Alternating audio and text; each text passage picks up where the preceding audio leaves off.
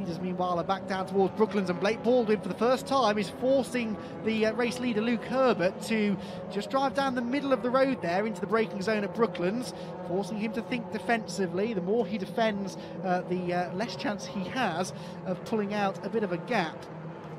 Back through Luffield they go, and Colin Bysouth, well, look at this, Colin Bysouth going for third place, looking up the inside. Oh, he gets put onto the grass through Woodcote. Jonathan Greensmith was having none of that, and that really hurt the momentum of Colin Bysouth, and that could allow Jack Harding through. The leaders weaving this way and that way, and Blake Baldwin looks on the inside into Copse corner. No, not quite close enough, but I don't think he was best pleased with Luke Herbert running him down towards the pit wall then across the start-finish line.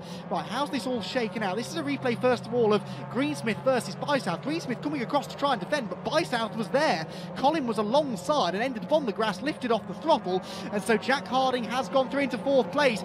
Oh, problem for Luke Herbert. Luke Herbert, the race leader. Was that a missed gear, or is that something a bit more sinister? Remember, he had mechanical issues yesterday, and Luke Herbert's car did not accelerate out of Beckett. It seems to be speeding up now, but it's killed his momentum. So now the race is turned on its head. Blake Baldwin leads, Greensmith is second, Jack Harding is third, and then it's side by side for fourth place there between Luke Herbert and Colin Bysouth, and Colin Bysouth is, into the back of Jack Harding. He could get another place out of all of this, but Colin Bysouth is not afraid to get stuck in with some of the expected championship contenders. There's more gesturing from drivers in this pack, but that has really hurt Luke Herbert. Luke Herbert, who was leading the race reasonably comfortably up to this point, now crosses the line in fifth.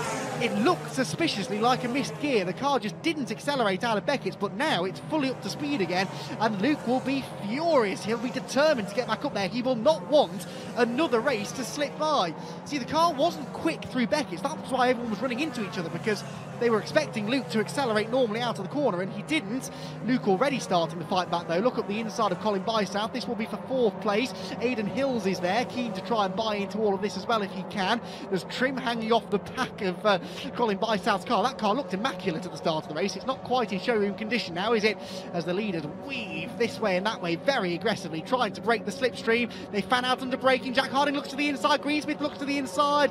In the end, Blake Baldwin holds on to the lead. Herbert is up into fourth place, though, with Bysouth down to fifth. That could become sixth, though, if Aidan Hills gets up the inside of him, which he does. And Aidan Hills now making his way out of Luffield. He just eases Bysouth out wide, and now the race does start to unravel for Colin Bysouth, because Carl Garnett gets past him as well. And is that James Harris next in line? Yes, it is. He could try and launch a move down towards Copse corner. Simon Baldwin is also now part of this group, so we have the top 9 cars, and you can throw a handkerchief over the lot of them. This is the fight for second between Greensmith and Jack Harding. And off and possibly into the barriers, unfortunately, is William Sharp. So Will Sharp, one of the Masters drivers, one of the more experienced drivers in the field, and that was just a little over eager on the throttle possibly. And did he make the barriers? Oh yes, fairly substantially, unfortunately. And that front left corner doesn't look at a healthy angle to me.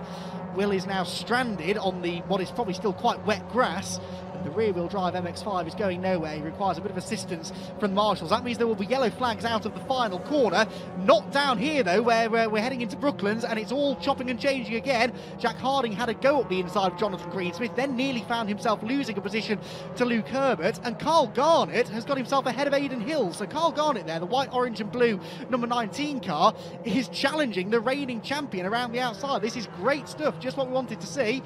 Back out through Woodcote we go. That's where the yellow flags were out, but now green flag racing again down the pit straight. And James Blake Baldwin, dare I say it, is starting to do a Luke Herbert to the field here, isn't he? He's pulling away from this fight for second place. Johnny Greensmith chopping aggressively across the nose there of Jack Harding as they went into Copse corner. He runs a bit wide on the exit, though. Has that allowed Harding up the inside? No, they're 3 abreast for third. Harding on the inside, Garnett on the outside, and Luke Herbert threads the middle. He's going to gain 1 place out of this, is he? Yes. Beautiful driving that from Luke Herbert. He somehow found a gap in the traffic where they're all holding each other up on the exit of the corner. Aidan Hills will get back alongside him. Do you remember what I said early on about how the drivers maybe ought to work together? I don't think that's what's happening here. They are side by side again down the Wellington straight. Greensmith second. Who's going to be third? That's Harding. Fourth is still up for discussion because they're 3 abreast again. Colin Bysouth won't die, will he? He's determined to get back into this fight, but he just gets eased out a bit wide. So Hills goes fourth. 4th. Garnett looking now for 5th up the inside of Luke Herbert, who's thinking, I didn't have things this difficult last year, did I? I think Luke is in for a very, very challenging title defence in 2018. He's racing against drivers that he didn't necessarily see all that much of last season, but that's just what we want to see, the progression of drivers as they get more experience in the championship, more experience of the cars, and they work their way further and further towards the front and start fighting the established Mazda MX-5 names. Back out of Copse we go. 1 second is now the lead for Blake Baldwin, so he's broken the toe. This is for second place. Greensmith, Harding, Hills, they're the 3 cars in shot, with Carl Garnett just behind with Luke Herbert up the inside of him. So Herbert going up the inside of Carl Garnett. He is taking no prisoners. He shows Carl Garnett where the edge of the road is. He pushes Carl Garnett over the edge of the road, and that might just be enough to allow him through. Crocodile weaves again underneath the bridge. How long's left in this race? Not long enough, probably. 7 3/4 minutes still to go. And Jack Harding throws one up the inside at the last second. That was always optimistic, I think. And in the end, he has to settle for 3rd. Hills 4th, Herbert 5th. Garnett and Bysouth are side by side again now for 6th. And it looks like Colin on the inside line is going to get that place, is he? Carl Garnett, though, uses all of the road on the exit of the corner and maybe gets himself back through. Now, Luke Herbert up the inside of Aidan Hills. This is, I believe, for 4th place. It's all chopping and changing so quickly, it's hard to keep up. But yes, for 4th place, it's Herbert and Hills side by side. And it looks as though the number 1 car, yes, goes through. And Colin Bysouth now joins in the fun as well, gets up the inside of Aidan Hills. They'll both be a bit slow off the corner as a result. So Carl Garnett, Simon Baldwin, James Harris, they'll all gang up on them down towards Beckett. Herbert's fight back continues now as he gets himself alongside Jack Harding in towards the right hand. Watch out for Aidan Hills, who was coming in at unabated speed there, just about got it slowed down. It's Carl Garnett that's losing out though, because look, Colin Bysouth, Simon Baldwin and now James Harris are all going past him. So unfortunately, Carl Garnett, who had a brief spell in the middle of the race where he was fighting for a podium position, things are just starting to unravel slightly. Down in towards Brooklands we go, still over a quarter of the race to go, and the positions at the front of the field are far from settled, and it looks as though Greensmith, well, Harding and Herbert and Greensmith all, in theory, should be fairly equally matched performance-wise. This should be a really interesting battle, but it is allowing Blake Baldwin to pull away. He did have a 1.4 second lead, did the race leader, this time through. The gap stays at 1.4 seconds, but it might be about to increase, because look at this for second place. Johnny Greensmith is driving ultra defensively, and that's going to hurt Jack Harding, because Luke Herbert comes storming around the outside of him through Copse Corner, and he'll have the momentum down to Beckett's. The trouble is, he's on the outside line. Is there a gap in the inside? Yes, there is. So Herbert goes through, and Aidan Hills now tries to take 4th place away from Jack Harding. Round the outside, round the outside. Oh, Harding slithers out wide, shuffles Aidan Hills out wide with him, and Simon Baldwin looking to try and get both of the Baldwin brothers onto the podium. That would be something. I don't believe that's ever happened before. We'll have to try and find that out for you, but Simon Baldwin is absolutely flying here. He's gone to the outside line where no one else has. Luke Herbert goes to the outside now, gets into the back of Johnny Greensmith slightly. How does this one settle itself out? Greensmith 2nd, Herbert 3rd, Harding 4th, and 5th place for Simon Baldwin. So Aidan Hills is now the one slipping backwards into 6th. Then it's Garnett with Bysouth and James Harris side by side, and Herbert's up the inside of Johnny Greensmith. This is for second place. Luke Herbert, well, this is fantastic stuff from Luke, and if he gets into second place, there's every chance he could still catch the race leader. Down towards Copse Corner they go. He's on the inside. We've got Greensmith on the outside. Jack Harding's trying to follow him through, and does. So 2 places lost for Johnny Greensmith, who goes down from 2nd to 4th place. Breathless stuff as ever it is in the Mazda MX-5 Super Cup, and it ain't over yet, because Luke Herbert will now have his sights set firmly on the number 4 car up the road. 2 seconds is the advantage between Blake Baldwin and Herbert, so over the next few laps we'll watch the lap times with interest to see whether they can catch the race leader, and maybe Luke Herbert can get that race victory that he's been knocking on the door of all weekend long. There is the race leader, Blake Baldwin. There is Herbert. Defensive line there being taken by Jack Harding to try to keep Johnny Greensmith at bay. Will it work? Possibly. Greensmith's going to be forced to the outside line, and indeed decides that that maybe wasn't the best place to be. Then it's Simon Baldwin, Aidan Hills, Carl Garnett, and everybody else filing in behind. Apart from maybe the odd bit of paint being traded and loosened bodywork earlier on, this has been thrilling racing, but more or less hard but fair, I would say. Carl Garnett up the inside of Aidan Hills now, coming across the start-finish line, so this will be for 6th position. The orange and white car on the inside line, I think, will go through as they make their way back through Copse. Right, this is a battle going on a bit further back. Number 93 is John Stack, so this is outside the top 20. 53 is either Stephen or Ashley Boyles. They're sharing that car this weekend. I believe that's a father-son combo. And number 91, Jack Sycamore, who we saw off the track in race 1.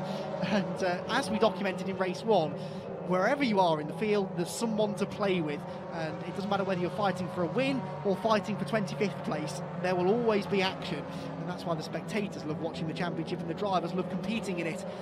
Here's this battle for third place again. Jack Harding defending that position. Oh, from Johnny Greensmith, and Jack just caught the curb a bit too hard on the inside there, and it nearly spat the car around. Just under 3 minutes still to go. Colin Bysouth and James Harris there side by side again, coming out of Lovefield corner.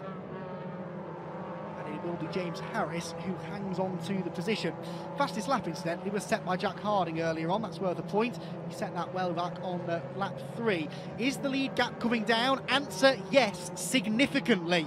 It came down by half a second that last time around. So James Blake Baldwin does not have this in the bag yet. If Luke Herbert can get another few tenths of a second closer, he'll pick up a slipstream, and not only will he catch the race lead, but everyone else will as well. So buckle up, because this is another grandstand finish coming up here, I believe. I thought that Luke Herbert would feel he had a point to prove here. He will feel that he's lost 2 golden opportunities to win races this weekend, and he's damned if he's going to let another one slip away here. Down the back straight we go. We've got 2 minutes to go, so 2 more laps, I think, after this one. Can Luke Herbert or anybody else do this and find a way past James Blake Baldwin, who equally had a difficult start to the weekend with a poor qualifying session yesterday, which meant that he started outside of the top 10 for the first 2 races. He raced his way back into contention in both races, but this time he's got a genuine shot at the win. I'd say that gap is coming down, though. Let's see, the gap was 1.3 seconds between the top 2, and as we come through to complete lap number 16, what does the timing screen tell us? It's come down by another 7 tenths, 6 tenths of a second the gap. So now Luke Herbert has 2 laps to use the slipstream and try to find a way back through into the race lead. After that issue that he had down at Beckett's earlier on, if he could find his way back onto the top step of the podium, that would be just the fairy tale ending he was hoping for.